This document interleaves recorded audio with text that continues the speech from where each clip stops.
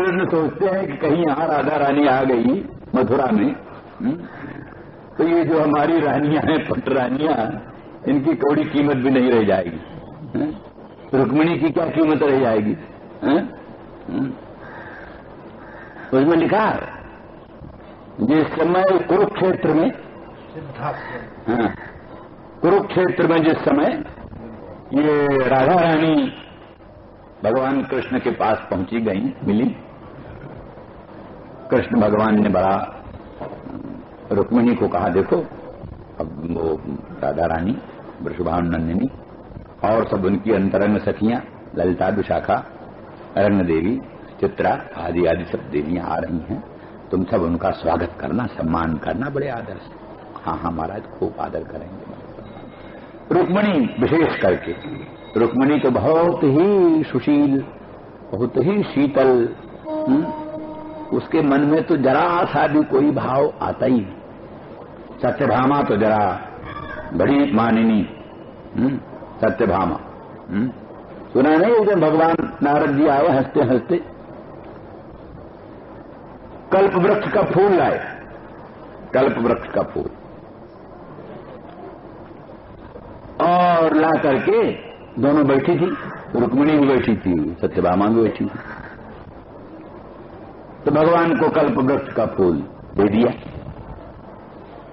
और स्वयं तमाशा देखने लग गए।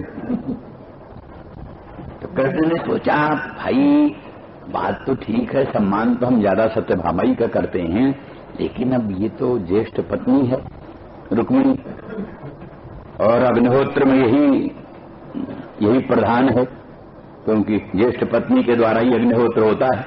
अग्न्याधान जो है हमारा अग्निहोत्र, वो इसी के अधीन है। अग्नियों का पूरा शुश्रूषण यही करती है। जब तक बलवैष्णदेव न हो जाए, जब तक हम न आ जाएं, तब तक भोजन लिए बनाए हुए बैठी रहेगी। दोपहर हो, 3 पहर हो, रात हो, बैठी रहेगी। तो इसको छोड़ करके ये फूल हम सत्यभामा को देंगे, ये बिल्कुल विरुद्ध होगा लोक व्यवहार। इसलिए मन में रहा कि सत्यभामा कोई फूल देना चाहिए, परंतु इस सब भावों के अनुसार उन्होंने रुक्मिणी को पुष्प दे दिया। रुक्मिणी प्रधान थी, ठीक है, रुक्मिणी के मन में कोई बात नहीं, ले लिया। इतने में नारद जी को सत्यभामा के घर पहुंचे, बोले, बोलो सत्यभामा, अब कहो, तुम तो कहती थी कि श्री कृष्ण प्रेयसी सबसे अच्छी हम ही है, हाँ देखो तुमको फूल दिया, कितना उत्तम फूल था, हम नंदन वन से लाए थे, सोचा था कृष्ण को देंगे तो कृष्ण को सत्यभामा को ही देंगे, उन्होंने तुमको कहाँ दिया, क्या कहना था। तो सत्यभामा नाराज हो गए, कुपित हो गई। तो भगवान पहुंचे, मान बनाया बनाया, बोले क्या, अरे तुम समझती नहीं, तुम्हारे घर में कल्पवृक्ष लाना है, उनको तो फूल दे दिया, फूल दे दिया, फूल में क्या बात रखी, तुमको अब तुम्हारे घर में कल्पवृक्ष ला कर रखे। तब प्रसन्न हो गई, हाँ महाराज, फिर कल्पवृक्ष लाओ। फिर सत्यभामा को गरुड़ पर चढ़ाकर, गरुड़ पर साथ लेकर भगवान इंद्र लोग पहुंचे, और इंद्र को समाचार भेजा नारद को, जाकर नारद कह दो कृष्ण आए हैं, नंदन वन से कल्पवृक्ष दे दो, और नहीं तो संग्राम करो। कह रहे तो थोड़ी बहुत लड़ाई वड़ाई भी हुई, अंत में इंद्र ने जो है सो कल्पवृक्ष दे दिया। कल्पवृक्ष लेकर भगवान कृष्ण आए, सत्यभामा के घर में कल्पवृक्ष की स्थापना की। सत्यभामा बड़ी प्रसन्न हुई, बोले हम बड़ी भाग्यशालिनी हैं, देखो नारद जी, गुरु जी, हमसे अधिक कोई दूसरा भाग्यशाली नहीं है। बोले हाँ तुम बड़ी भाग्यशाली। तो देख सत्यभामा, अब तू ऐसा कर, इस कल्पवृक्ष को और उसके साथ कृष्ण को दान कर दे, तुझे जन्म जन्मांतर जुग जुगांतर कृष्ण और कल्पवृक्ष तुझको मिलता रहेगा।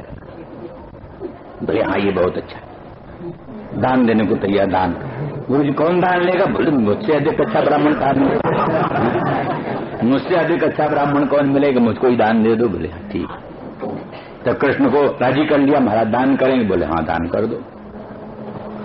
कृष्ण को और कल्पवृक्ष को, दोनों को दान किया, और नारद जी ने लंबा हेमाद्री का संकल्प पढ़ा। जो श्रावणी में पढ़ा जाता है लंबा चौड़ा। तो इस प्रकार वो संकल्प पढ़ करके दान मान ले लिया।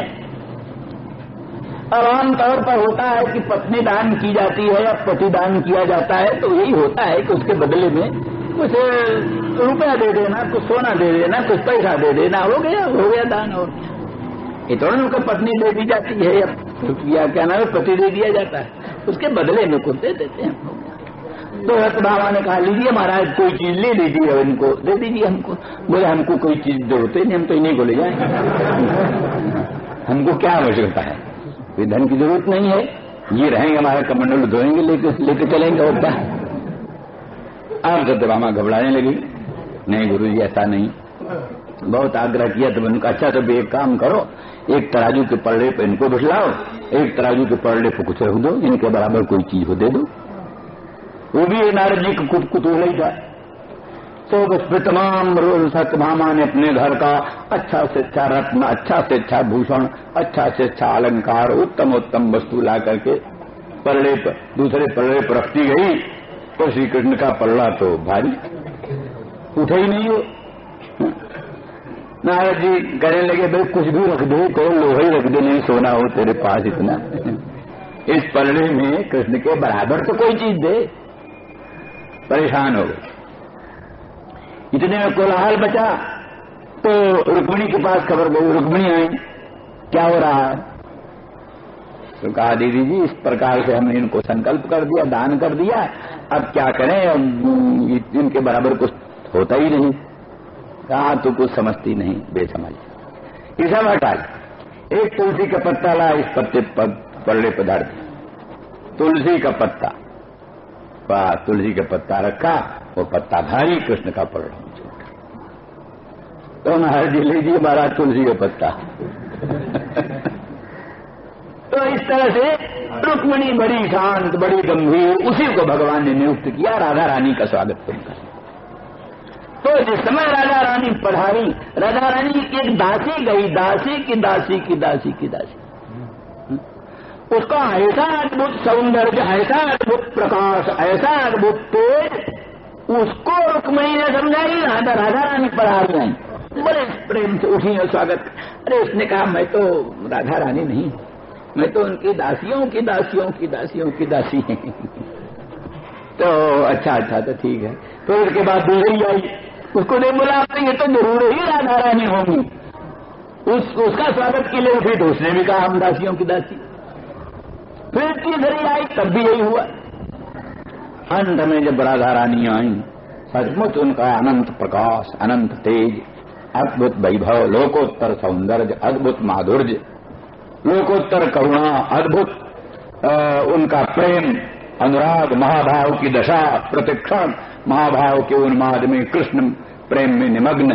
तो धन्य धन्य हो गई राधा रानी। उनको राधा रानी का दर्शन करके रुक्मिणी धन्य धन्य हो गई और उनका बड़े प्रेम से सम्मान किया। राधा रानी ने भी उनका बड़ा सम्मान किया, क्योंकि इस समय तो कृष्ण की प्रेयसी यही है। उनका बड़ा आदर किया, बड़ा सम्मान किया। वहां फिर कहते हैं, बतलाया है कि एक दिन भगवान ने कहा देखो जरा वो राधा रानी को दूध पीती है रात को, इसलिए जरा उनके दूध का इंतजाम करना। हाँ ठीक है। तो उन्होंने जो है दूध का प्रबंध किया और ले जाकर के स्वयं रुक्मिणी उनको दूध पिलाने के लिए पहुंची। तो दूध थोड़ा गर्म था दूध। तो राधा रानी ने सोचा कि ये श्री कृष्ण की सेवा में रहती हैं हर समय, हम विलंब करेंगे तो ठीक नहीं होगा, इसलिए गर्म ही दूध उन्होंने पी लिया। गर्म दूध पी लिया। राधा रानी वो क्या नाम रुक्मिणी वहां से लौट गई। वहां जाकर भगवान का चरण, रोज भगवान का चरण सम्मान करती थी, पांव दबाती थी। तो जिस समय चरण स्पर्श किया, कृष्ण ने कहा अरे जरा धीरे से, पांव में छाला पड़ गया। बोले कैसे हुआ? ऐसे मारा छाला कहाँ?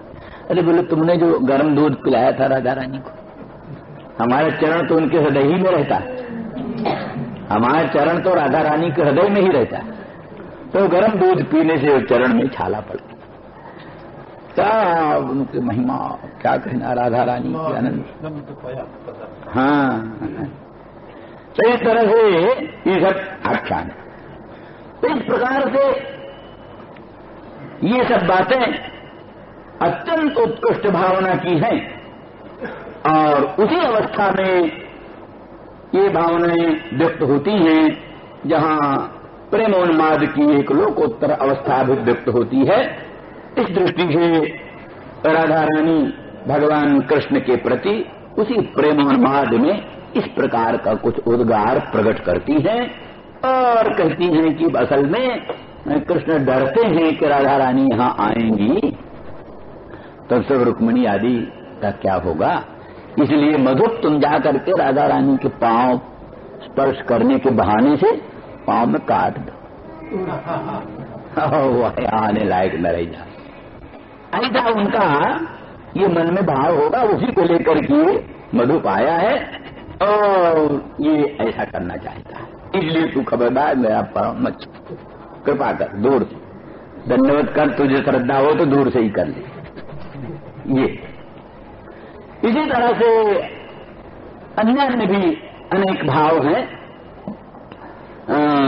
और राधा रानी कहती हैं हे मधुप, तुम्हारे श्याम सुंदर तुम्हारे सखा और तुम वस्तुतः जा करके तुम अपने सखा से कह दो इधर राधा रानी यहां कभी नहीं आएंगी, त्रिकाल में नहीं आएंगी, तुम निश्चिंत रहो, निश्चिंत होकर अपना जो काम करते हो करते चलो, वो आपके सुख में बाधा डालने के लिए बिल्कुल नहीं आएंगी, निश्चिंत रहो। ये सब ऐसा कार्य ऐसी क्रियाकलाप मत करो। इस प्रकार से विनोदमय प्रेममय अनेक प्रकार के आलाप राधा रानी कर रही। इसी बीच में एक ये भी भाव है, एक है धनपति सूरी पंडित, बड़े जबरदस्त वेदांती और कृष्ण के अनन्य भक्त, कृष्ण के अनन्य भक्त। उनकी टीका है भाव विभाविका, पंचाध्यायी पर है और यहां भी रवर गीत पर भी, हर जगह तो नहीं, वहां भी नहीं मिलती, वेणु गीत में नहीं मिलती। और तो वो कहते हैं श्रृंगार रस के वर्णन प्रसंग में रसशास्त्रानुसार महर्षि सुखदेव ने इस प्रकार का भाव अभिव्यक्त किया, लेकिन साथ ही अपना जो सिद्धांत है उसका भी प्रतिपादन इसी श्लोक से करते हैं। तब वो काचिन मधुकरं दृष्टवा, काचित माने कहते तत्वमस्यादि रूपा मुख्या श्रुति, काचित माने मुख्या श्रुति। कौन श्रुति? तत्वमस्यादि रूप मुख्या श्रुति। वेदांतों में वेदों में मुख्य श्रुति है तत्वमसी, जो जीवात्मा को बतलाती है तो अनंत ब्रह्मांड नायक परमात्मा परात्पर परब्रह्म भगवान का ही स्वरूप है। ये तत्वमस्यादि जो मुख्य श्रुति है वो कहती है मधुकरं दृष्टवा, मधुकरम माने जीवम, मधु करोतीति मधुकरः, मधु करोतीति मधु, मधु माने अपने अपने कर्मों द्वारा, मधु माने मधुवत प्रिय जो विषय, प्रिय विषय है, शब्द स्पर्श रूप रस गंधादि जो मनोरम प्रेमास्पद विषय है वही मधु।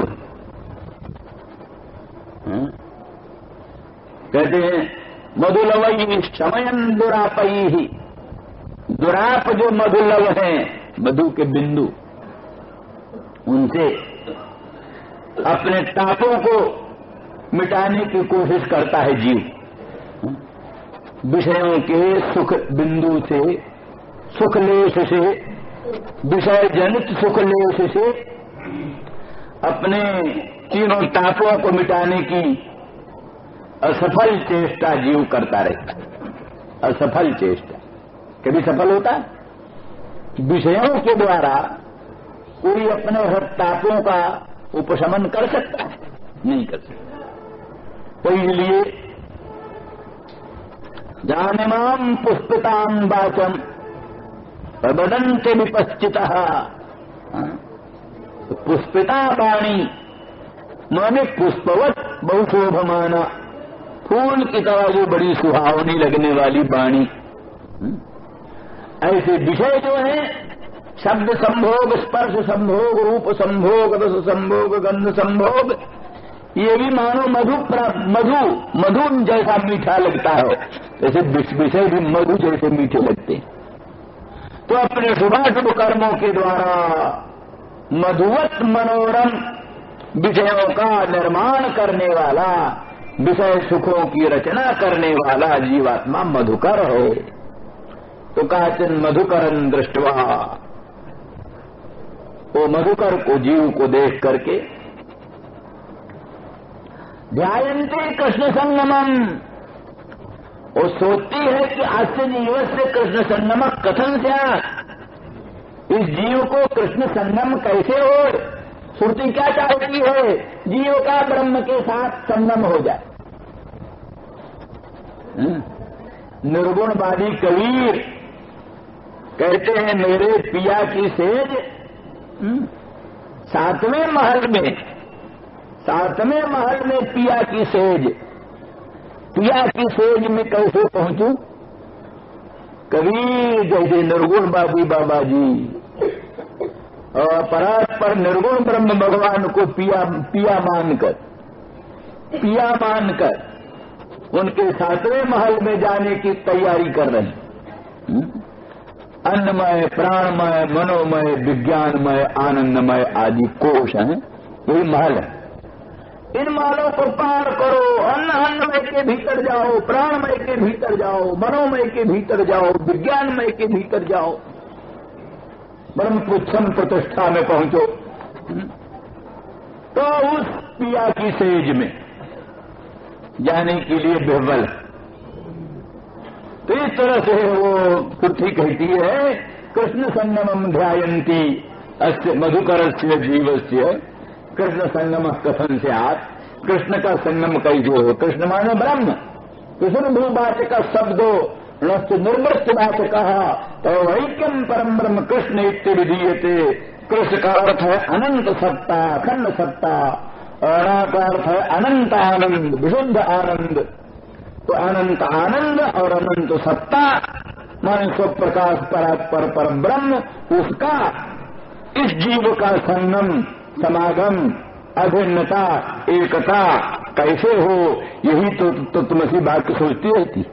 तो तुमसी बात के तत्व में सारी बात के रूपा श्रुति यही सोचती रहती। तो काचिन मधुकरम दृष्टवा ध्यायन्ती कृष्ण संगमम प्रिय प्रस्थापितं दूतम कल्पयित्वेदम अब्रवी। समझा ये जीव कौन है? बोले प्रिय प्रस्थापितम, प्रियेण परमात्मना प्रस्थापितम, प्रेषितम, परमात्मा ने ही तो इस जीव को संसार में भेजा। हंता हम अनेन जीवेनात्मना अनुप्रविष्ट नाम रूपे व्याकरवाणी। छांदोग्य श्रुति कहती है कि परमात्मा सोचता है मैं जीव रूप से, मैं ही जीव रूप से इस तेजो अप अन्न रूपा जो तीन देवता है, तेजो रूपा देवता, अन्न रूपा देवता, अप रूपा देवता, तेजो बन्न रूपा देवता में प्रविष्ट होकर के, जीव रूप से प्रविष्ट होकर के सारे विश्व के नाम रूप का व्याकरण करूं। तो इस तरह से परमात्मा का प्रेषित ये दूत, प्रिय प्रस्थापितम दूतम कल्पयित्वा, दूत की कल्पना, समझा कि इसको तो प्रिय ने, भगवान परमेश्वर ने, सच्चिदानंद घन ब्रह्म ने इस जीव को भेजा। तो उसकी कल्पना करके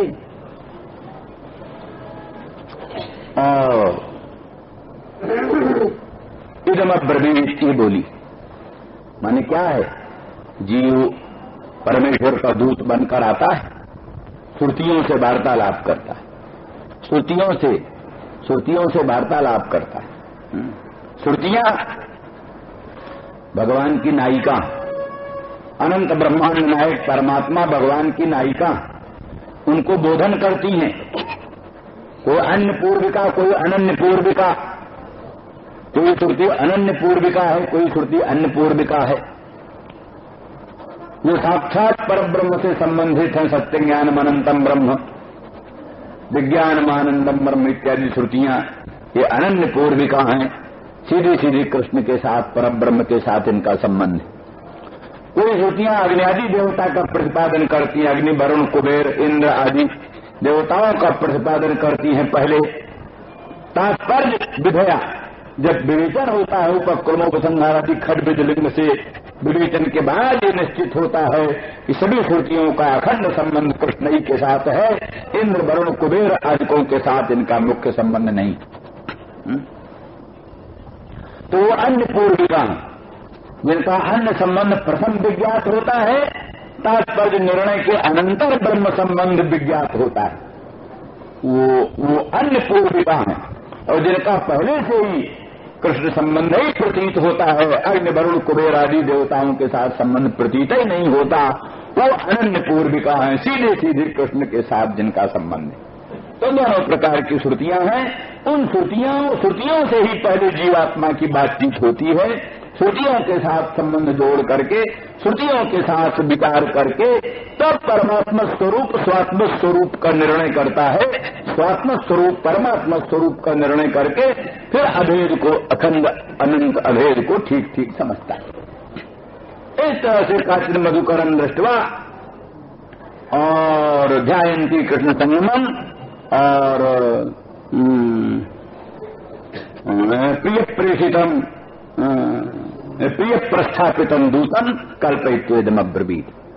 क्या मधुपकितो बंधो, हे मधुपो, सदा मधुपान करने वाला मधुपो, माने सदा विषय रस परायण, विषय रस परायण। मधुप कौन?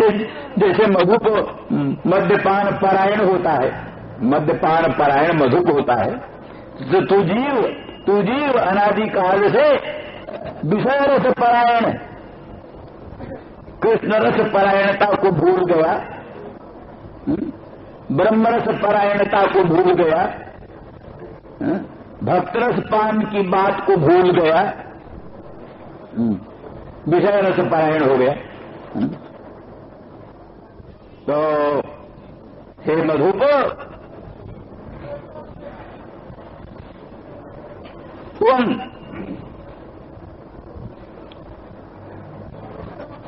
मास्पृश विषयों को स्पर्श मत कर, विषयों को स्पर्श मत कर। मोक्ष मिच्छ चेतात विषयान विषवत्यज। हे तात मोक्ष चाहता है, परात्पर पर ब्रह्म को चाहता है, भगवान को चाहता है, कृष्ण से मिलना चाहता है, तो विषयान विषवत्यज, विषयों को विष तुल्य त्याग दे। तो विष को त्यागता है वैसे विषयों को त्याग दे। मां स्पर्श मत स्पर्श कर। तो ये तू है तो अखंड सच्चिदानंद घन परम ब्रह्म स्वरूप, अखंड सच्चिदानंद घन परम ब्रह्म स्वरूप है, परंतु तू करता भोगता सुखी दुखी अनेकानर्थ परिप्लुत होकर के जो भटक रहा है संसार में, किस लिए भटक रहा है? बोले कितव बंधु। तू कितव का बंधु बन गया है, कितव का साथी। कितव कौन है? कितव है चित्त, कितव है चित्त, चित्त ही सच है, कितव है। तो क्या करता है? तेरी ही सत्ता से सत्तावान होकर, तेरी ही स्फूर्ति से स्फूर्तमान होकर, चित्त की अपनी कोई सत्ता है? चित्त की अपनी कोई स्फूर्ति है? कुछ भी नहीं। योग भाषित में कहते हैं चित्त है क्या? बोले आत्मा सर्वगो रामो नित्योदित बपुर महान समनान मननीन शक्तिम धत्ते तन मन उच्चते। जो सर्वगामी आत्मा, सर्वव्यापी आत्मा, अनंत अखंड सच्चिदानंद घन व्यापक आत्मा, वही मननी शक्ति को धारण करके मन बन जाता है। तो तेरी सत्ता को, तेरी स्फूर्ति को लेकर के सत्तावान होकर, स्फूर्तिमान होकर और विषयों का प्रलोभन देकर, नाना प्रकार के विषयों का प्रलोभन देकर के, और तुझे संसार दावा नलक ज्वाला जटिल प्रपंच में तुझे डाल करके और परेशान कर। चित्त जो है संसार के दावा नल ज्वाला माला में, संसार का जो दावा नल है, संसार में कहाँ आग लग रही है, चारों तरफ संसार में जैसे किसी भयंकर अरण्य में आग लग रही हो, जैसे संसार रूपी वन में आग लग रही। आध्यात्मिक ताप एक तरफ, आध्यात्मिक ताप एक तरफ, आज भौतिक ताप एक तरफ। जरा अखबार पढ़ो तो देखो तो क्या हो रहा है दुनिया में, जरा रेडियो सुनो तो दुनिया में क्या हो रहा है। कि किसी हॉस्पिटल में चले जाओ, देखो कितने रोगी क्या करा रहे हैं, कैसे कैसे परेशानी हो रही, पता चल जाए संसार क्या है। ये तो प्राणी असल में अपनी स्थिति को भूला हुआ है। तो इसलिए संसार दावा नलक ज्वाला माला में तुझसे सत्ता स्फूर्ति पा करके, विषय का प्रलोभन दे करके तुझे इस मार्ग ज्वाला माला में डाल दिया है।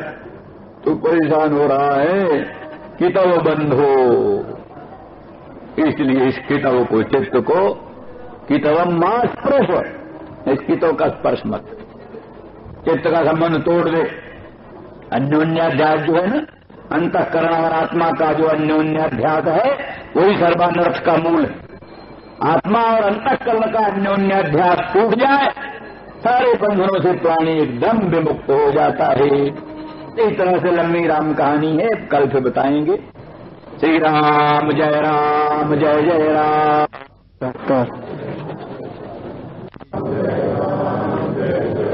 श्री राम जय राम, जय जय राम।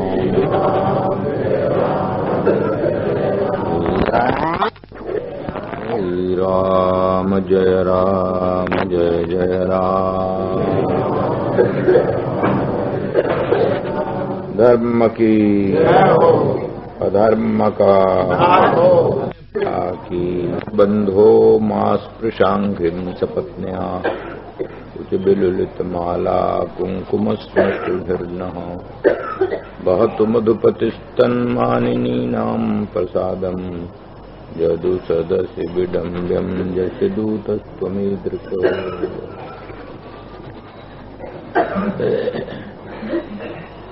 कुछ आध्यात्मिक अर्थ का वर्णन चल रहा था प्रासंगिक, उसका पूरा वर्णन कर लिया जाए तो फिर दूसरा अर्थ किया जाए। तो ये माना गया है कि गोपांगना स्वयं श्रुत रूपा, श्रुति जो है वेद, वेद के मंत्रों की अधिष्ठात्री महाशक्तियां,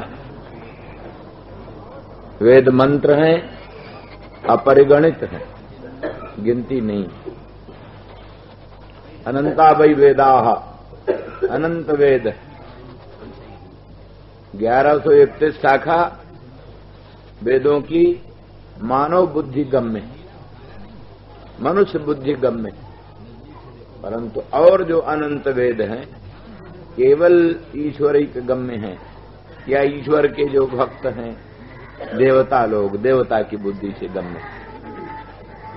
तो इसलिए श्रुतियां माने मंत्र ब्राह्मणात्मक वेद मंत्रों की, मंत्रों और ब्राह्मणों के जो मंत्र हैं उनकी अधिष्ठात्री महाशक्तियां, वही होती हैं, क्या नहीं। और वो अनंत गोपांगना, और जीव भी अनंत हैं, जीव भी गोपांगना भाव को प्राप्त होते। भगवान की परा प्रकृति जीव और अपरा प्रकृति अष्टधा प्रकृति, भूमिरापो नलो वायु खन मनो बुद्धिरेव च अहंकार इति यम में भिन्ना प्रकृति अष्टधा। 8 प्रकृति अपरा प्रकृति, पृथ्वी जल तेज वायु आकाश, अहं तत्व महत तत्व अव्यक्त तत्व, ये 8 अपरा प्रकृति हैं। और जीव भूता प्रकृति परा प्रकृति। अपरे यमितस्त्वन्याम प्रकृतिम विद्य में पराम जीव भूताम महाबाहो इत्यादि।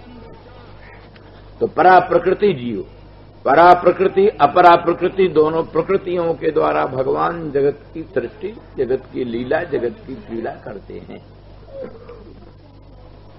तो परा प्रकृति रूपा जीव भी, जीव प्रकृति भी गोपांगना भाव को प्राप्त करते हैं। जितने जीव गोपांगना भाव को प्राप्त करते हैं उतने ही जीव मुक्ति को पाते हैं। जो जीव गोपांगना भाव को नहीं प्राप्त होते वो जीव मुक्ति से दूर रहते। गोपांगना भाव माने गोपांगनाओं की तरह तदधीन हो जाना।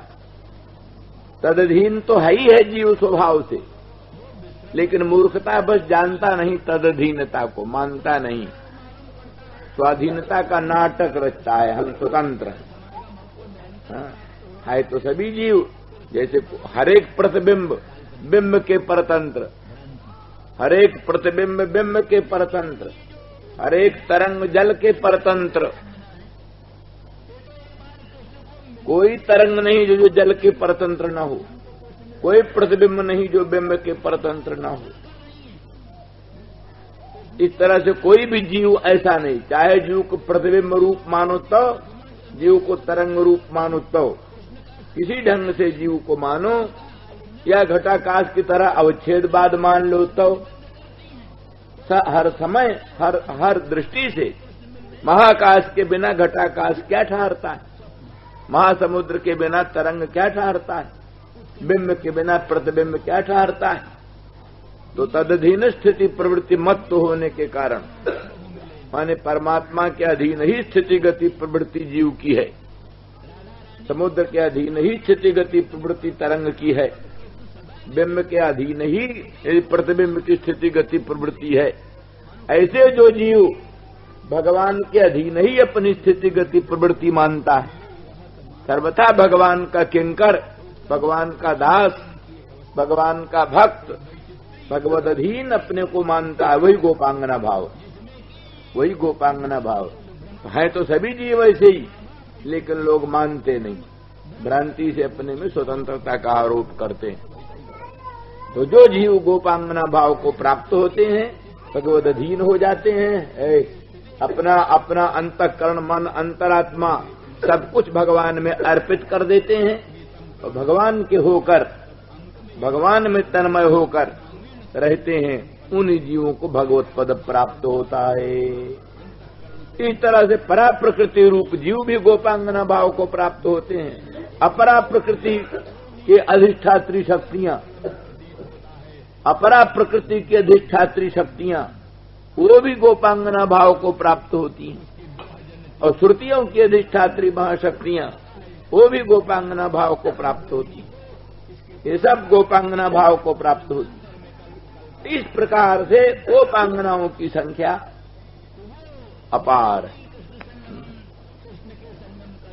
तो उनमें सब में एक एक ढंग की अधिष्ठात्री महाशक्तियां, जैसे क्या श्रुतियों में मुख्या श्रुति तत्वमस्यादि महावाक्य रूपा है, ठीक सब वेदों का लबोलबाब, सब वेदों का सार, सब वेदों का मन, सब वेद शीर्ष कहा जाता, वेद शीर्ष। तो इसलिए कहते हैं वेद का मस्तक भाग, वेद का बिल्कुल श्रुत भाग, और उसमें भी तत्वमस्यादि उसका विसार है। ये गोपांगना।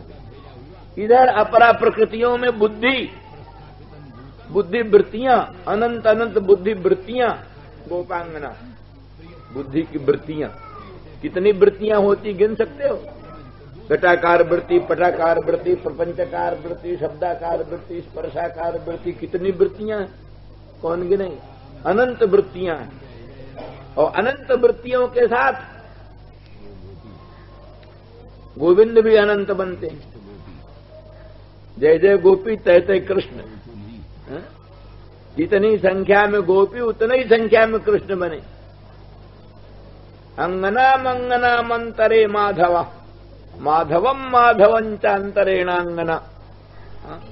हरेक गोपांगना के बीच में माधव है, हरेक माधव के बीच में गोपांगना। दो दो माधवों के बीच में एक एक गोपांगना और दो दो गोपांगनाओं के मध्य में एक एक माधव। इसलिए माधवम माधवं चांतरेणांगना, अंगना मंगना मंतरे माधव। प्रत्येक गोपांगनाओं के साथ साथ जो है सो गोविंद है, कृष्ण है, और प्रत्येक गोविंद के साथ गोपांगना। गोविंद का गोपांगना का साधारण संबंध है, इसलिए गोविंद नाम पड़ा। गोविंद, गोविंद माने जब भगवान ने गोवर्धन पर्वत को अपनी कनगुरी पर उठाया, 7 दिन तक इंद्र ने परम कुपित होकर के अखंड वर्षण किया, तो भी भगवान ने उसी महान गोवर्धन पर्वत को अपनी उंगली पर कनगुरी पर उठाकर ब्रजवासियों की रक्षा किया। इंद्र का मान मर्दन हुआ, तब इंद्र ने आकर के गोविंद नाम धरा कृष्ण का।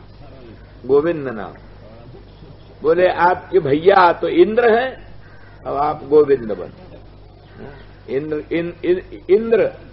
इंद्र तो हुए वामन के भाई, देवराज इंद्र, और भगवान कृष्ण हुए गोविंद। गवाम इंद्र गोविंद, गौओं का जो इंद्र है वही गोविंद है। गौआ गवाम गोपी नाम, गवांग गोपा नाम गोपी नाम च इंद्र, वो गोविंद जो गौओं का इंद्र, गोपियों का इंद्र, गोपों का इंद्र, वो है गोविंद। तो गोविंद का गोपी जन बल्लभ गोविंद है, गोपी जन वल्लभ गोविंद है, उनका गौओं के साथ गोपांगनाओं के साथ असाधारण संबंध है। देखो ना, हर एक वृत्ति पैदा होती है तो वृत्ति के साथ चैतन्य भी रहता है। कहीं वृत्ति बिना चैतन्य के रहती है? वृत्ति के साथ चैतन्य लगा है। केवल वृत्ति तो कुछ ही नहीं, प्रकाशन नहीं कर सकती। घटाकार वृत्ति घट का प्रकाशन नहीं कर सकती, गंधाकार वृत्ति गंध का प्रकाशन नहीं कर सकती, स्पर्शाकार वृत्ति स्पर्श का प्रकाशन नहीं कर सकती। किंतु गंधाकार वृत्ति पर अभिव्यक्त चैतन्य वही गंध का प्रकाशन करता है। शब्दाकार वृत्ति पर अभिव्यक्त चैतन्य वही शब्द का प्रकाशन करता है। ऐसे तत्तदाकाराकारित वृत्तियों पर अभिव्यक्त प्रतिफलित जो अखंड चैतन्य, वो चैतन्य ही तत्त वस्तुओं का प्रकाशक होता है। तो जहां गोपांगना है तहां गोपेंद्र, गोपांगना जहां जहां है तहां गोपेंद्र गोविंद अवश्य विद्यमान। जहां जहां वृत्ति है वहां वृत्ति अभिव्यक्त वृत्ति प्रतिफलित चैतन्य है। और दो दो वृत्तियों के बीच में एक संधि होती है। दो वृत्तियों के बीच अभी स्पर्शाकार वृत्ति पैदा नहीं हुई दो वृत्तियों के मध्य। चाहे घटाकार वृत्ति की धारा चलती हो, चाहे शब्द स्पर्शादी वृत्ति की धारा चलती हो, हर एक दो वृत्ति के बीच में संधि रहती है। संधि में शुद्ध ब्रह्म प्रकट होता है। जैसे दीवार है, दीवार पर कांच लगे हैं, एक कांच, दो कांच, तीन कांच, कांच जड़े हैं या शीशे जड़े हैं, दर्पण जड़े हैं। दीवार पर दर्पण जड़े हैं और सूर्य नारायण का प्रखर प्रकाश सामने, सूर्य नारायण का प्रखर प्रकाश सामने है। तो प्रकाश, सूर्य नारायण का प्रकाश जो है एक तो शीशों पर प्रतिबिंबित हो रहा है, तो सीधे दीवार पर है। एक दीवार पर शीशों से रहित जो दीवार, दो शीशों के बीच की जो संधि है, जो दो कांचों के बीच की संधि, तो दो कांचों पर भी सूर्य नारायण का प्रकाश फैला हुआ है और दो कांचों के बीच में जो शुद्ध दीवार है, उस दीवार पर भी वो प्रकाश फैला हुआ है। सौरालोक दोनों पर फैला है। पर वो कांच पर सौरा लोग ज्यादा चमकता है, और दीवार पर, दोनों कांचों के बीच की जो संधि है दीवार पर, वहां सामान्य प्रकाश रहता है। सामान्य प्रकाश, विशेष प्रकाश और सामान्य प्रकाश। दीवार के बीच दीवार पर दो कांचों के संधि में बीच में जो प्रकाश है वो सामान्य प्रकाश, और कांच पर जो प्रकाश है वो विशिष्ट प्रकाश। जैसे वृत्ति प्रतिफलित चैतन्य, विशिष्ट चैतन्य, और दोनों वृत्तियों के बीच में जो चैतन्य है वो सामान्य चैतन्य है, ब्रह्म चैतन्य। सामान्य चैतन्य ब्रह्म चैतन्य है, विशिष्ट चैतन्य सोपाधिक चैतन्य है। तो हरेक वृत्ति के बीच में जैसे संधि होती है, संधि में शुद्ध प्रकाश व्यक्त होता है, वृत्ति पर अभिव्यक्त चैतन्य की अपेक्षा वृत्ति के बीच में, दोनों वृत्तियों के बीच में शुद्ध चैतन्य की अभिव्यंजना होती है, वही माधव। दो वृत्तियां गोपांगना है, और दो वृत्तियों के बीच में जो है संधि निष्ठ सामान्य चैतन्य, वो गोविंद है। और फिर एक एक वृत्ति भी दो संधि के बीच में है। जैसे दो वृत्ति के बीच में संधि, जैसे दो संधियों के बीच में वृत्ति, इधर संधि बीच में वृत्ति। तो इधर संधि बीच में वृत्ति, माने इधर गोविंद बीच में गोपांगना। और ऐसे एक एक संधि भी दो वृत्ति के भीतर है, एक एक संधि भी दो वृत्ति के भीतर है। इसलिए दो गोपांगना के बीच में एक गोविंद, और दो गोविंद के बीच में एक गोपांगना। यही रासलीला। इस रासलीला में साधारण वृत्तियां तो गोपांगना है, और इनमें जो परब्रह्माकाराकारित वृत्ति, अखंडाकारा वृत्ति, प्रत्यक्ष चैतन्य भिन्न पर ब्रह्माकाराकारित वृत्ति, और राधा रानी है सभी वृत्तियों में प्रधान।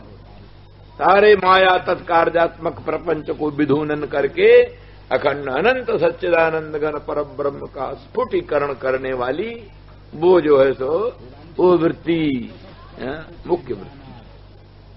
अथवा यह समझ लो, और वृत्तियां हैं, बुद्धि है, राधा रानी बुद्धि है, निर्मल प्रज्ञा, ब्रह्माकाराकार शुद्ध प्रज्ञा बुद्धि है।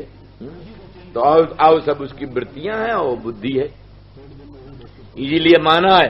देखो आप ये समझो, ये गोपांगना राधा रानी से भी अधिक त्याग वाली ऐसी गोपांगना है कि जिनको, जो कि बड़ी सुंदरी, राधा रानी जैसी सुंदरी, राधा रानी जैसा ही यौवन, राधा रानी जैसा ही सौंदर्य माधुर्य, राधा रानी जैसा ही भूषण बसन अलंकार, राधा रानी से बिल्कुल न्यून नहीं। अनंत सौंदर्य, अनंत माधुर्य, अनंत सौरस्य, अनंत सौगंध, दिव्य यौवन, अनंत प्रभाव। लेकिन इनकी विशेषता ये है कि कृष्ण को सदा ये सख्य भाव से भजती, कांत भाव से कभी भजती। कृष्ण के प्रति इनके मन में कांत भाव कभी उदित ही नहीं होता, कांत भाव पैदा ही नहीं होता। कृष्ण हमारे कांत हैं, प्राणनाथ हैं, प्रियतम हैं, ये भाव कभी उनके मन में पैदा नहीं होता। वो केवल राधा कृष्ण दोनों की सखी, उनकी सेवा करना और उनके जो परस्पर प्रेम है, उसी परस्पर प्रेम का रसास्वादन करती। इसलिए कई लोग कहते हैं, कई लोग तो निराकार, निर्विकार, निर्गुण ब्रह्म को भजते हैं, और कई लोग निराकार सच्चिदानंद घन गोविंद को भजते हैं। तो पर एक भक्त कहता है कि हम तो भाई नहीं, वो नहीं, दूसरी हम बात कहना चाहते। वो कहते हम तो बंदे तब प्रेम बंधन, बंदे अहो चित्रम बंदे तब प्रेम बंधनम, अहो आश्चर्यम, हम तो निर्गुण निराकार निर्विकार ब्रह्म की वंदना नहीं करते, सगुण साकार सच्चिदानंद घन ब्रह्म की वंदना नहीं करते, किंतु प्रेम बंधन की वंदना करते हैं। बंदे तत् प्रेम बंधनम। कैसा वो प्रेम बंधन है? अरे वो ऐसा प्रेम बंधन है जिस प्रेम बंधन में अनंत ब्रह्मांड के अनंत अनंत प्राणियों को मुक्ति देने वाला नित्य शुद्ध मुक्त मुक्त नित्य शुद्ध बुद्ध मुक्त ब्रह्म जिस बंधन में बंध करके गोपांगनाओं का खिलौना बन गया। जद बद्धम मुक्तिदम मुक्तम ब्रह्म क्रीड़ा मृगीकृतम। जिस बंधन में बंध कर अनंत ब्रह्मांड के अनंत अनंत प्राणियों को मुक्ति देने वाला और स्वयं नित्य शुद्ध बुद्ध मुक्त ब्रह्म गोपांगनाओं का क्रीड़ा मृग हो गया, खिलौना हो गया, उस प्रेम बंधन की हम वंदना करते। तो गोपांगनाओं का कृष्ण में कांत भावना नहीं है। ऐसी गोपांगना कम है, ये ठीक है, कांत भाव होती भी बहुत सी गोपांगना है, उनकी अनेक भाव हैं। तो परिसख्य भाव शुद्ध सख्य भाव होती गोपांगना, कृष्ण में कांत भाव नहीं रहता। क्या वो क्या उनका क्या भाव है? वो कृष्ण और राधा का जो प्रेम बंधन है, वो प्रेम बंधन में ही उनका प्रेम है। कृष्ण में प्रेम नहीं, राधा में प्रेम नहीं, राधा कृष्ण में का जो प्रेम बंधन है, वो प्रेम बंधन का ही वो रसास्वादन करती है। प्रेम बंधन सब हित हरिवंश जी हुए, हित हरिवंश जी वृंदावन धाम वाले, वो राधा रानी के भक्त थे। बस श्री राधा रानी ब्रह्मानंदिनी के ही भक्त थे। कृष्ण को आदर करते, मानते हैं। तो किस लिए मानते? बोले हमारी स्वामिनी, हमारी श्री स्वामिनी श्री वृषभानुनंदिनी राधा रानी वृषभानुनंदिनी के वो प्रियतम हैं, इसलिए उनका सम्मान करना हमारा धर्म है। जो हमारी स्वामिनी के प्रियतम हैं, प्राणनाथ हैं, उनका सम्मान करना हमारा कर्तव्य है। कर्तव्य बुद्धि से अपनी स्वामिनी के प्रियतम में प्रेम करते हैं। उनका प्रेम शुद्ध रूप से राधा रानी है। इसलिए कहते मेरी प्राणनाथ श्री राधा शपथ करो तुम थियो, शपथ करके वो अपना अंचल स्पर्श करके मैं शपथ करती हूँ, मेरी प्राणनाथ श्री राधा, मेरी प्राणनाथ श्री राधा रानी। वो राधा रानी के ही अनन्य भक्त हैं और राधा रानी की परिचर्या में रहती हैं। राधा रानी और कृष्णचंद्र परमानंद कंद की मंगलमयी लीलाओं का संभाल करती हैं, साज करती हैं। दोनों मूर्छित होते हैं तो दोनों को संभालती हैं। प्रेमानंद में दोनों निमग्न होते हैं, उनको सावधान रखती हैं, सुरक्षित रखती हैं। ये सब होते हुए भी सखी भाव की हित हरिवंश जो दोनों बंसी रूपा सखी मानी जाती, बंसी रूपा सखी। तो वो शुद्ध सख्य भाव होती हैं, उनमें कभी भी कृष्ण के प्रति भी काम वासना नहीं। इतरत्र तो काम वासना होने की कल्पना भी क्या हो सकती है। कंद अनंत कोट कंदर्प दर्प दमन पटियान भगवान कृष्ण में भी जिनको काम भावना है, इनके समान त्याग किसका हो सकता है। तो बोले क्यों ऐसा क्यों है? एक समाधान है इसका समाधान ये है कि जैसे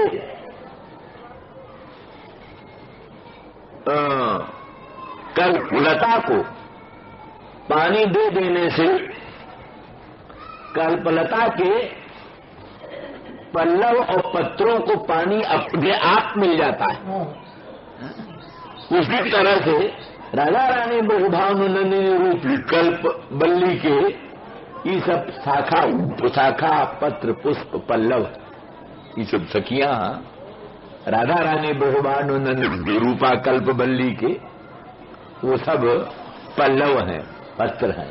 इसलिए राधा रानी के ही श्री कृष्ण संस्पर्श से उनको सबको श्री कृष्ण संस्पर्श का सुख मिल जाता है। राधा रानी को जो कृष्ण संस्पर्श प्राप्त होता है, राधा रानी के कृष्ण संस्पर्श से ही उन सबको कृष्ण संस्पर्श प्राप्त हो जाता है। अलग से उनको कृष्ण संस्पर्श की अपेक्षा नहीं है।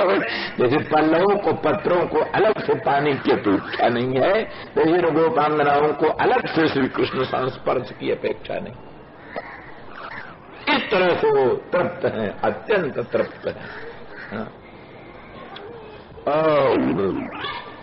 इस प्रकार से ये इनमें अवान्तर भेद है।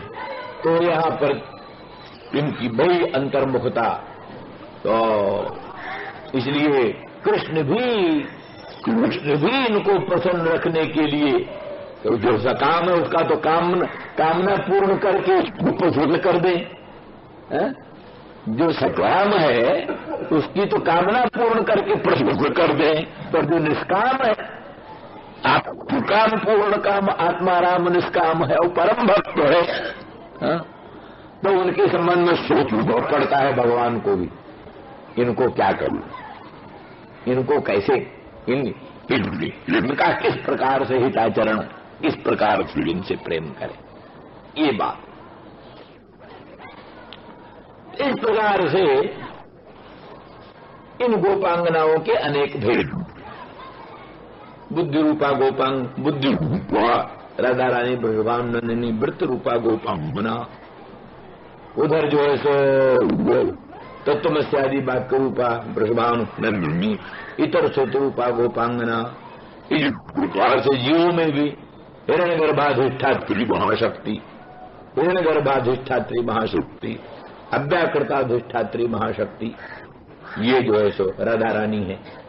इतर जो तद्वृष्टि जीव है, वृष्टि जीवाभिमानी, वृष्टि जीवाभिमानी तत्व शक्ति है, वो सब गोपांगना। इस प्रकार से अवान्तर सर्वत्र संगति लगा लेना चाहिए। तो इस दृष्टि से यहाँ प्रसुप्ति रूपी गोपांगना है, और वो जीव को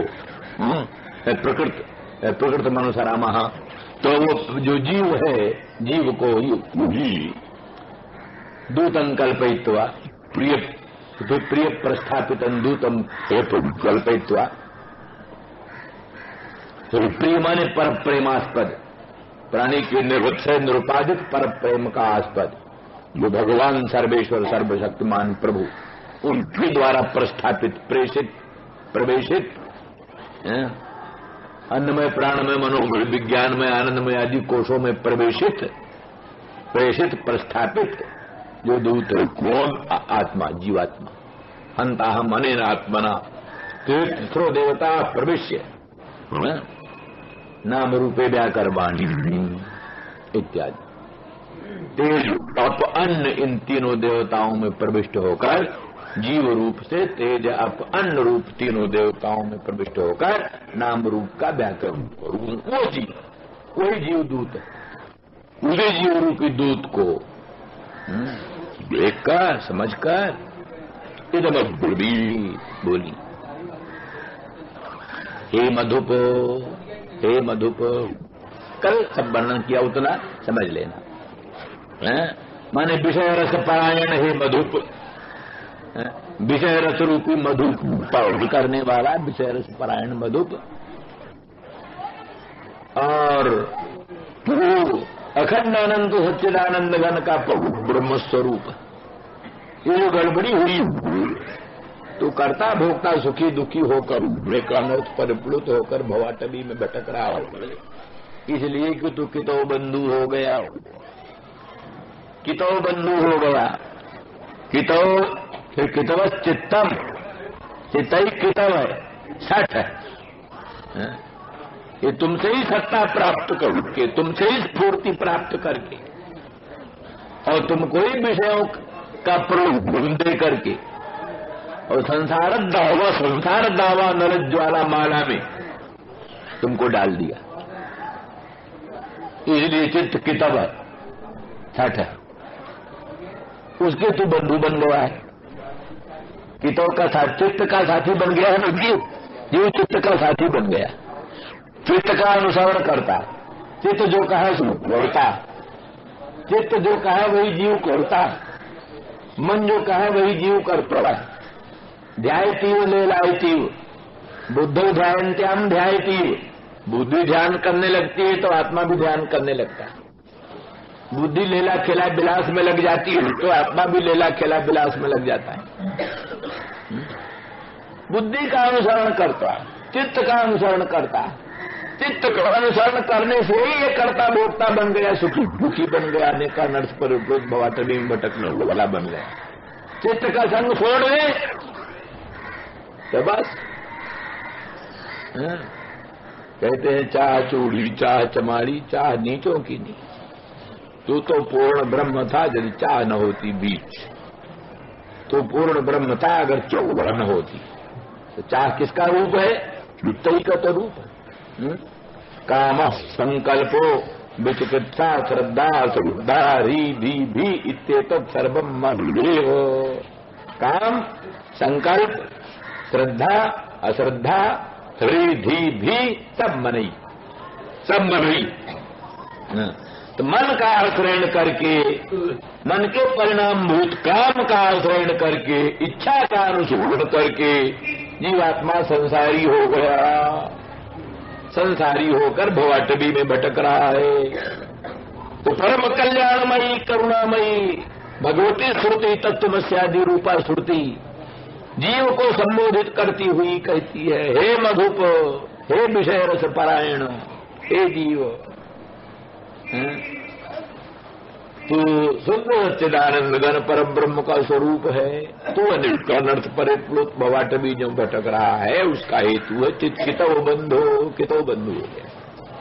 चित्त तादात्म्याभ्यास से, अंतःकरण के तादात्म्याभ्यास से शुद्ध बुद्ध मुक्त आत्मा में कर्तृत्व भोक्तृत्व आदि का आरोप होता है। इसलिए तुम सावधान होकर विवेक परायण बनो। बोले मां कैसे विवेक परायण बने? ये अन्योन्याध्यास कैसे छूटे? चित्त के साथ अंतःकरण के साथ जो आत्मा का अन्योन्याध्यास है वही संसार है। आत्मा और अंतःकरण का अन्योन्याध्यास जो है वही संसार है। इसी के द्वारा सारा दुख सुख है, सारी विपत्ति संपत्ति है। ये अन्योन्याध्यास छूटे तब कुछ काम बने, तभी मोक्ष भी होगा। अन्योन्याध्यास कैसे छूटे ये बताओ मां। तो भगवती श्रुति कहती सपत्न्यां स्पृशो। जो सपत्नी है मैंने माया हुआ। माया जो है अविद्या तत्वान्यत्वाभ्याम निर्वक्तु मनरहा अविचारित रमणीय हुआ भाव रूपा अधिष्ठान ज्ञान विनशनशीला। ऐसी जो माया है वो माया वही सपत्नी है। जीव जो है वो श्रुति की तरफ चलता है तो माया उसको पकड़कर विषयों की ओर फेंक देती है। जीव चलता है श्रुति के साथ मेल जोल करने, वेद के साथ, श्रुति के साथ, वेद के मंत्रों की अधिष्ठात्री महाशक्तियों के साथ मेल जोल करने चलता है। तो उससे छीन करके हटा करके वो माया जीव को संसार की ओर लगा देती है। इसलिए उसको सपत्नी कहते। हाँ, तो वो सपत्नी जो माया है, सपत्नी जो माया है उसका जो अंगुली है चरण, तो माया का चरण पकड़ करके माया का दास बन गया। हाँ? जैसे कोई स्त्री जित पुरुष, ऐसा पुरुष हो जो स्त्री के द्वारा जित हो, स्त्री ने जिसको जीत लिया हो, अपना दास बना लिया।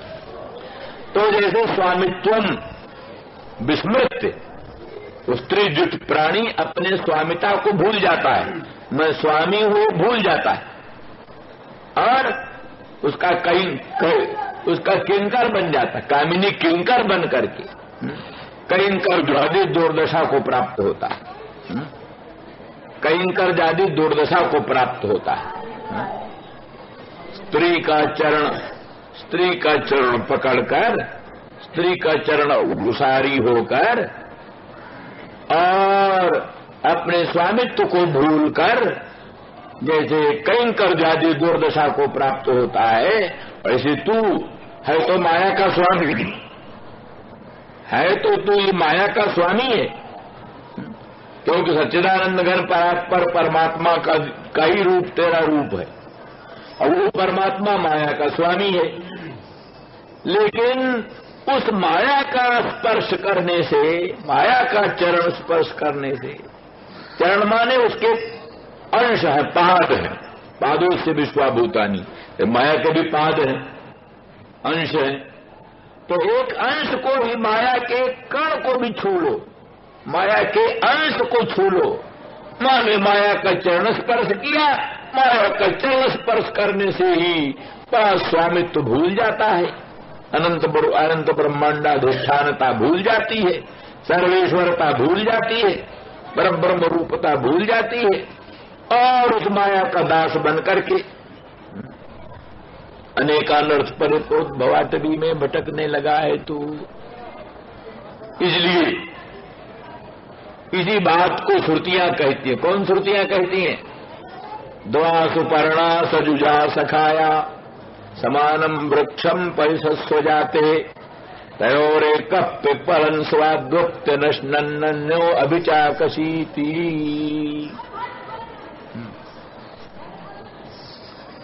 भाई प्रासंगिक की भी व्याख्या करनी आवश्यक है। खाली अगर शुद्ध सीधा इन श्लोकों का अर्थ करें हम, तो कोई सुनने का अधिकारी नहीं, और लोगों की बुद्धि में अन्यथा भावना उत्पन्न हो जाएगी। कृष्ण के प्रति, राधा के प्रति शुद्ध प्रेम भावना न हो करके अन्यथा भावना हो जाएगी। इसलिए कहते हैं कि ये यह गाँव चरित संवारे ते ही ताल चतुर रखवारे। तुलसीदास जी कहते हैं ये रामचरित मानस सरोवर जो हमने बनाया है, इसके रक्षक कोई होने चाहिए। रक्षक नहीं, रक्षक हो तो फिर सूकर उकर आकर के इसमें लौटने लग जाए, सरोवर में कोई आ जाए। इसलिए इस ताल के चतुर रखवारे होने चाहिए। कौन? जो संभाल कर इस चरित्र को गाते हैं। तो संभाल कर गाना माने इसका असर क्या पड़ रहा है, उल्टा तो असर नहीं पड़ रहा है। कथाओं का प्रयोजन है भगवत भक्ति की वृद्धि, भगवत प्रीति की वृद्धि, वैराग्य की वृद्धि, विवेक की वृद्धि, और भगवत स्वरूप का तत्व ज्ञान, यही सब कथा का फल है। अब ये न हो करके कहीं राग की ओर प्रवृत्ति हो, कहीं काम की ओर प्रवृत्ति हो, तो वो गड़बड़ हो, उल्टा है कथा, उल्टी कथा का फल। तो अगर केवल मात्र सीधा षष्ठी पंचमी करके सीधा अनुवाद कर दें तो फिर काम का नहीं है, हानिकारक हो जाएगा। इसलिए उसका उपब्रह्मण करके विस्तार के साथ उसका विवरण करने से अच्छा प्रभाव पड़ता है, बुरा प्रभाव नहीं। इसलिए ये बीच में श्रुत अर्थ भी, श्रुति पक्ष का भी अर्थ वर्णन करना अत्यंत उपयोगी है। हाँ, तो इस प्रकार से श्रुति कहती है कि वो जो सपत्नी माया है, तो क्या द्वा सुपर्णा से उजा सिखाया, इसका मतलब वो हुआ कि जीवात्मा परमात्मा दोनों एक संसार रूपी वृक्ष की देह रूपी टहनी पर बैठे हुए पक्षी। ये संसार सारा वृक्ष, क्योंकि वृक्षनाथ वृक्ष जो हर समय कटता रहता है, छिन्न भिन्न होता रहता है, उसी का नाम वृक्ष। संसार क्षणभंगुर है, हर समय पिछला संसार खत्म होता चलता है, नया संसार आता रहता है। जैसे गंगा का पानी जो सवेरे था वो पटना पहुंच गया, अब जो आया काशी में वो तो दूसरा है, एक पानी नहीं है। गंगा में जिस पानी को देखते वो एक पानी नहीं है। प्रातःकाल वाली पानी दूसरा, इस समय का पानी, अरे क्षण क्षण का पानी दूसरा। गंगा जल में, गंगा के प्रवाह में क्षण क्षण का पानी दूसरा, पहला पानी आगे चला, पिछला पानी आगे आया, इस तरह से क्षण क्षण में दूसरा पानी। दीप की शिखा क्षण क्षण में दूसरी। तो तुम एक एक क्षण में पुरानी नष्ट होती रहती, नई नई पैदा होती रहती। तो जैसे दीपक की शिखा, दीपक की लाइट, दीप शिखा क्षणभंगुर है, क्षणे क्षणे प्रवाह रूप से नवनवायमान होकर आती है। इसी प्रकार से गंगा प्रवाह भी क्षणे क्षणे नवनवायमान होकर नया नया आता है, पुराना पुराना चला जाता है। इसी प्रकार से संसार क्षणभंगुर है। माने सरिताओं के प्रवाह की तरह, दीपक की शिखा की तरह संसार भी एक नहीं है। एक क्षण में जो था वो दूसरे क्षण में नहीं, नया नया संसार नया। इसीलिए बौद्ध कहते वैराग्य पैदा हो जाएगा। एक ही वस्तु हो तो उसे आनंद मिला, याद आएगा भाई इससे आनंद मिला, इसको फिर पकड़ो, इससे आनंद मिला इसका फिर अनुसरण करो। बौद्ध कहता है जिससे आनंद मिला वो तो कहां से कहां खत्म हो गया, नष्ट हो गया, ये दूसरी चीज है। इसलिए संस्कार नहीं है, संस्कार न होने से राग होने का कोई प्रसंग नहीं उठता, क्योंकि क्षणभंगुर संसार, क्षणिक संसार क्षण क्षण में विनष्ट होता रहता है। तो इसलिए जो पहला उपकारक संसार तुम्हारा, तुमको सुख देने वाला, आनंद देने वाला संसार वो चला गया, ये दूसरा है, नया है, तीसरा है, चौथा है, आया। इस प्रकार से क्षण क्षण में विनश्वर होने वाला संसार वृक्ष है। इस वृक्ष पर शरीर टहनी शाखा, इस पर रहने वाले जीव परमात्मा दो पक्षी, जीव परमात्मा दोनों विषम नहीं है, सम, विषम नहीं, सम। क्योंकि दोनों पक्षी, कौन पक्षी है? पक्षी।